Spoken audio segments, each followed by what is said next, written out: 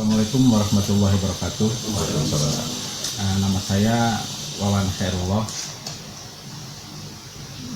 menjabat sekarang Kepala Bidang Perizinan 4 di BPPT Kota Bandung. Bertugas di BPPT sejak 2015. Dampingi rekan Saya Yudi Haryadi, Kepala Bidang 1, bekerja di Badan Pelayanan Perizinan Terpadu Kota Bandung sejak bulan Mei 2015. Bidang apa Pak? Bidang 1, bidang usaha, menerbitkan HO, SIUP, TDP, tanda daftar industri, izin usaha industri. Perizinan usaha ya? Ya, perizinan usaha. Kalau bidang 4 tadi perizinan? Bidang 4 yang membawahi perizinan reklame, trayek, izin angkutan dengan parkir. Lanjut Pak. Ya.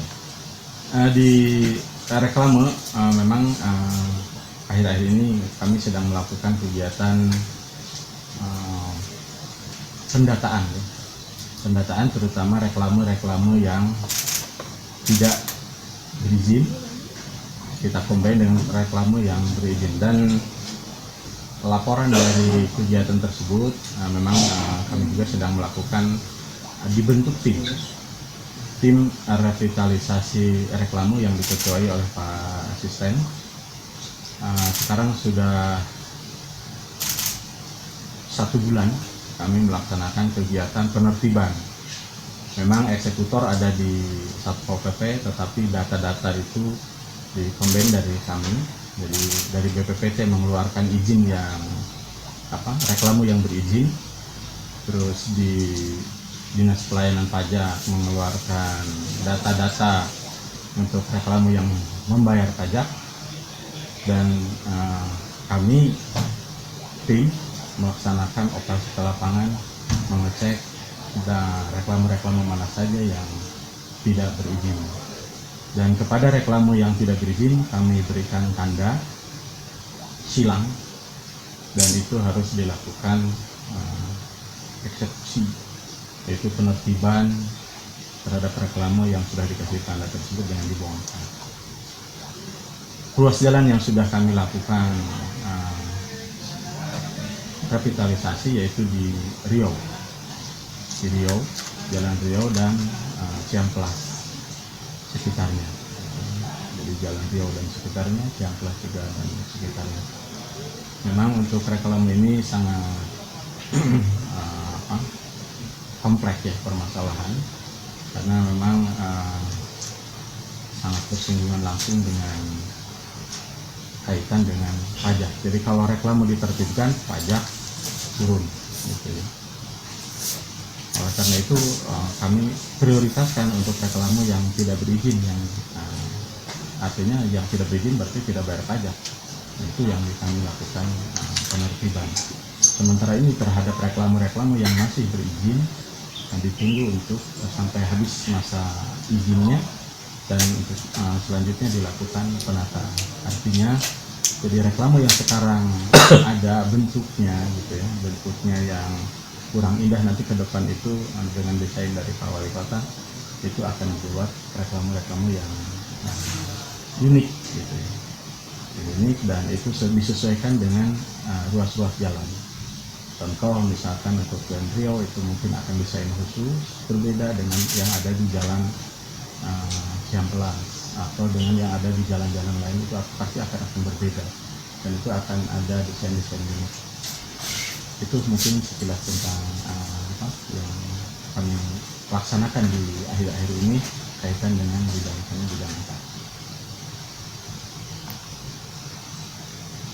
Silakan Pak. Kami dari bidang 1 yang menangani perizinan usaha, kami sedang selalu mensosialisasikan ke kecamatan-kecamatan untuk jenis perizinan tanda daftar usaha kecil dan tanda daftar usaha mikro.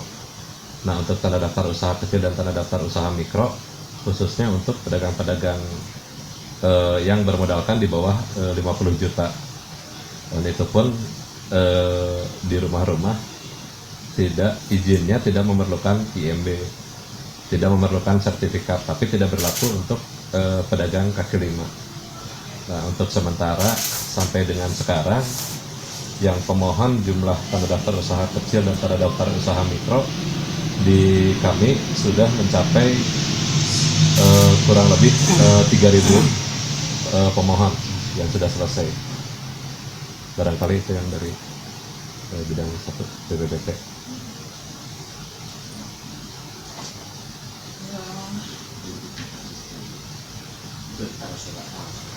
Wawan, Iya. kan kalau reklame tidak berizin tercatat berapa ya Pak ya? Kalau reklame yang tidak berizin, kami melakukan pendataan itu per ruas jalan. Jadi kami bisa presentasikan bahwa di ruas-ruas jalan itu kami tidak melihat, kalau jumlahnya banyak sebetulnya. Jadi kalau dipresentasikan sebetulnya hanya 40% yang berizin dan 60% itu reklame itu tidak berizin. Dari berapa jumlah reklame Pak? Kalau yang tahun sekarang ini, karena reklame ini kan per tahun ya. Di tahun sekarang ini ada yang sudah daftar untuk reklame yang berizin itu 6.700. Berizin? Yang berizin 6.700. Dan berdasarkan pendataan yang kami lakukan di ruas jalan Riau itu 60% tidak berizin. Jadi ini ada penempatan reklame itu kan ada yang di berm, ada yang di halaman, ada juga yang menempel. Jadi itu secara keseluruhan. Yang Bapak cek itu pokoknya di jalan aja? Semua di ruas jalan itu, di ruas jalan itu. Sebenarnya kalau yang di Ciamplas Pak sama? Sama, itu Ciamplas juga kalau di data itu malah lebih banyak. Kalau di Ciamplas yang tidak berizinnya lebih banyak. Dan yang berizin itu hanya 70 dari luas jalan, dari atas ke bawah itu 70 reklame? yang berizin. Sementara setelah dilakukan pendataan itu hampir 300 reklame di situ. Di Ciamplas saja? Di Ciamplas. Kalau Itu apa yang termasuk yang kecil-kecil ya. Karena sebetulnya reklame itu yang kalau yang berhak untuk diberikan izin itu 1 meter itu sudah harus berizin. Reklame dengan ukuran 1 meter. 1 meter itu tingginya atau? Lebar.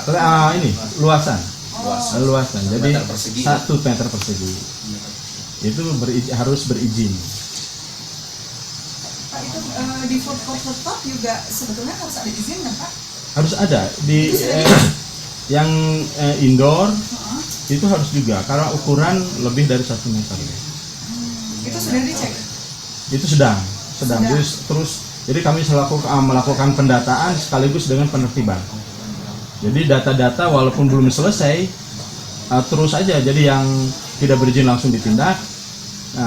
Kalau misalkan kita masih bisa memberikan himbauan, peringatan supaya melakukan pengurusan perizinan. Kalau memang memenuhi persyaratan untuk dilakukan perizinan. Kalau misalkan di lahan tersebut memang tidak boleh, ya kita tidak mengeluarkan izin. Dan itu ya harus ditebang. Kalau yang di rumah nempel itu sama juga. Sama yang Rumah ditulis. Ya. Rumah ditulis. Graffiti. Kayak Oh itu graffiti itu harus juga. sama Harus itu juga. maksudnya reklame berarti. Itu reklame maksudnya. Graffiti. Atau rumah makan tapi yang nempel gitu nggak pelang. Identitas kegiatan namanya itu tetap harus dikenai pajak reklame. Selama 1 meter persegi. Selama itu ukurannya 1 meter persegi. Kalau pajak reklame itu berapa sih Pak? Maksudnya apakah persentase berapa persen dari apa gitu atau berapa? Itu ada ukuran dan itu ukuran itu disianjak ya yang menentukan. Karena dari kami itu hanya menentukan ukuran aja. Misalkan ukurannya sekian kali sekian. Nah itu nanti disianjak yang menghitung. Termasuk karena ada ketinggian juga berpengaruh. Ketinggian berpengaruh. Pak selama 1 bulan tadi tim melakukan pendataannya, ada yang langsung ditindak? Itu semua ditindak kalau yang tidak berizin. Berapa tercatat berapa yang langsung ditindak? Itu karena ininya di Satpol ya, mungkin ketua tim yang menyampaikan, Pak Asisten itu dari Oke ya. Kapria. karena ini tiap malam juga kan terus dilakukan updating, terus dilakukan terus penertiban. Jadi update-nya mereka yang lebih tahu gitu dari tim penertib langsung. Sebetulnya ada, cuman ada yang lebih berwenang lah untuk menyampaikan. Pak, kalau syarat-syarat mengajukan izin reklame itu apa aja sih? Kalau untuk reklame sebetulnya tidak susah-susah amat ya untuk persyaratannya, gitu. Hanya KTP, NPWP, terus usahanya, foto reklamenya, sama konstruksi, itu semua diupload. Dan nanti setelah masuk ke BPPT ada notifikasi bahwa permohonan saudara sudah terdaftar, ada nomor resi. Nah, itu nomor resi itu bisa dipantau oleh pemohon itu untuk mengetahui sampai sejauh mana perjalanan berkasnya atau posisinya sekarang sedang di mana. Nah, karena setelah masuk ke BPPT itu ke tim teknis. Tim teknis itu ada 3, SKPD, Bina Marga, Distarcip dengan Dinas Pemakaman dan Pertamanan. Jadi setelah ada rekomendasi dari tim teknis, kembali lagi ke BPPT dan kami selaku bidang 4 di BPPT memberikan persetujuan setelah membaca rekomendasi tersebut. Berapa lama Pak pengajuannya kalau semua lengkap? Kalau semua lengkap sebetulnya dengan sistem sekarang, dengan sistem online ya hitungan menit soalnya sebetulnya ya. Menit. Untuk satu izin itu bisa dalam hitungan menit. Tapi kan bukannya tim teknis itu harus survei dulu nggak? Nah, untuk pelaksanaan survei ini dilaksanakan oleh masing-masing. Kalau dulu dilaksanakan secara bersamaan, tapi kalau sekarang ini survei dilaksanakan oleh masing-masing. Masing-masing apa? Masing-masing SKPD. Itu sama tim teknisnya bukan? Iya, tim teknis. Jadi tim teknis langsung melaksanakan survei. Kalau lokasi tersebut menurut mereka layak untuk diberikan izin, mereka memberi rekomendasi secara online ya. Jadi semua juga serba online dan jadi sebetulnya tidak perlu membutuhkan waktu lama kalau memang dari satu izin. Sementara kan kami yang daftar itu sehari itu ratusan gitu ya. Perhitungannya. Bisa berapa Pak? Ya. Bisa mencapai berapa sehari? Itu sehari relatif memang ya. Jadi kalau misalkan ada yang perpanjangan yang lagi banyak perpanjangan itu sudah sampai ratusan, tapi kalau sehari itu ya di atas 50 pemohon ya, pemohon. Dalam sehari mengeluarkan berapa izin Pak? Tidak bisa langsung diproses ya sehari pemohon, misalnya 50 terus lalu keluar 30 izin gitu misalnya. Oh iya. Gitu, jadi ada untuk reklame ini ada proses di mana mereka harus bayar dulu pajaknya. Jadi begitu mereka masuk setelah tim teknis ada persetujuan. Nah, notifikasi itu kami sampai kirim ke Disyanjak. Nanti dicek sama Disyanjak. Nah, Disyanjak dihitung, nanti hitungan Disyanjak itu sampai juga ke pemohon. Jadi dia harus bayar berapa di lokasi itu, dia harus nominalnya berapa gitu. Nah, ini biasanya agak lama justru di sini. Begitu sudah dia ke ada notifikasi untuk pembayaran, terus mereka belum punya biaya, gitu. Nah, ini ada jeda di situ. Pak, hitungan menit itu teh udah beres atau bagaimana Pak? Kalau kan cek Bapak kalau udah beres itu hitungan menit. Kan barusan berbicara Bapak yang 50 kan berubahnya yang izin. Tapi ke Bapak hitungan menit itu gimana? Contoh misalkan ini ada yang daftar misalkan ya, ada yang melakukan permohonan untuk perpanjangan. Kalau untuk melakukan perpanjangan setelah berkas itu benar dan lengkap oleh tim verifikasi diperiksa, tetap ada pemeriksaan. Nah, itu juga kan hitungannya nggak harus berhari-hari. Nah, setelah itu masuk ke bidang untuk validasi. Kalau udah berkas benar dan lengkap, kirim ke tim teknis. Kalau tim teknis sedang melakukan pemeriksaan atau dia sedang online, berarti kan bisa cepat tuh. Jadi langsung begitu dari di BPPT terkirim ke tim teknis secara bersamaan. Dan nanti mereka ada feedbacknya juga mengirim rekomendasi secara bersamaan. Nah, itu berarti kan hitungannya sebetulnya nggak lama, hanya memang ada kendala-kendalanya kalau misalkan mereka sedang bertugas di luar, sehingga tidak sempat membuka Android, karena sebetulnya di sistem itu juga bisa gitu. Atau kalau misalkan sudah kembali ke kantor baru bisa buka lagi. Nah kalau misalkan sudah sampai lagi ke kami, terus kami juga sudah bisa memberikan persetujuan, dilanjut ke dinas pajak. Nah kalau perhitungan dari dinas pajak juga sampai SMS ke pemohon, terus pemohon pada saat itu juga bisa bayar. Nah setelah hari itu juga bisa.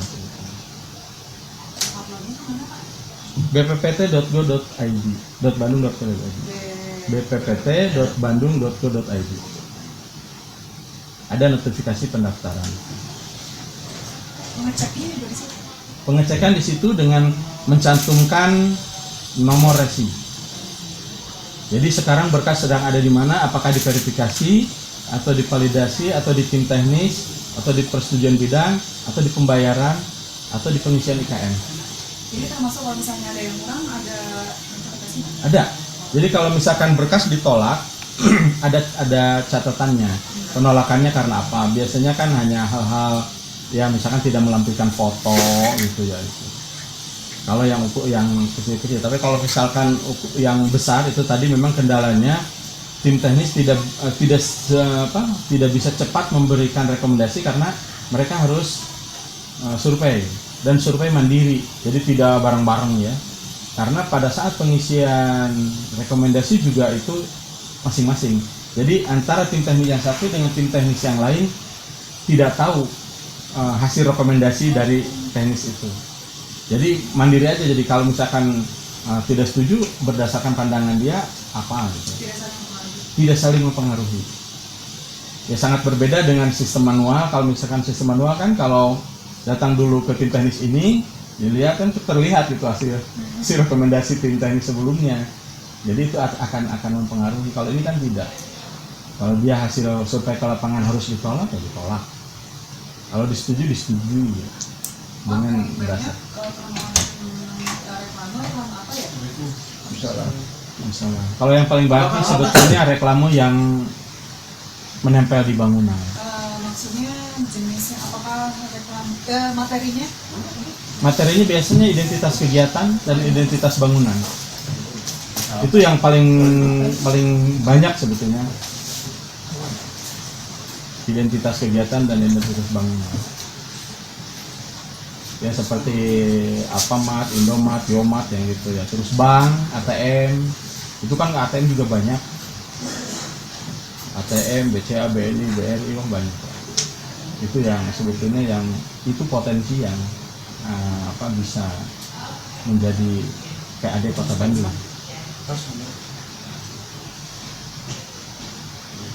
Apakah reklame itu setiap tahun harus Iya. diregistrasi? Kalau reklame itu 1 tahun 1 tahun, jadi pajaknya juga 1 tahun 1 tahun.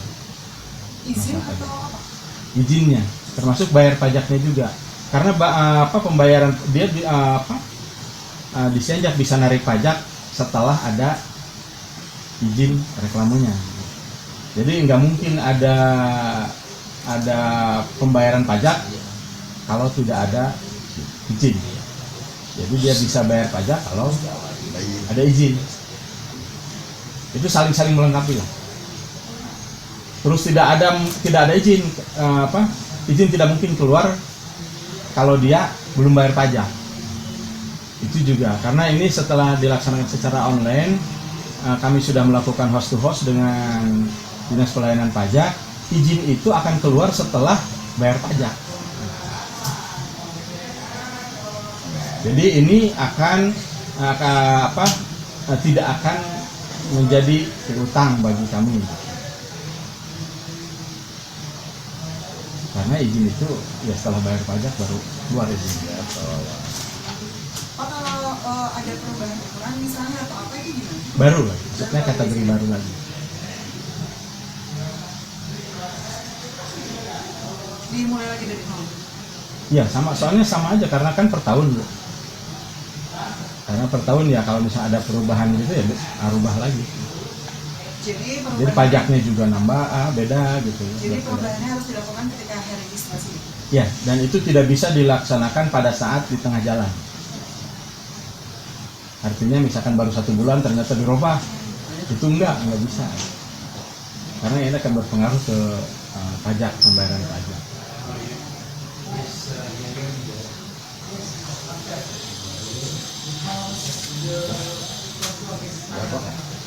Pak Yudi itu ditaruh. Lawan dari Pak Yudi nya. Ya Pak Yudi sok pada nyara rusuk. Apa? Nyara rusuk.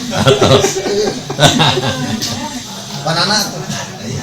Atau Cekap? Cekap. Ya. Terima kasih. Pak Yudi.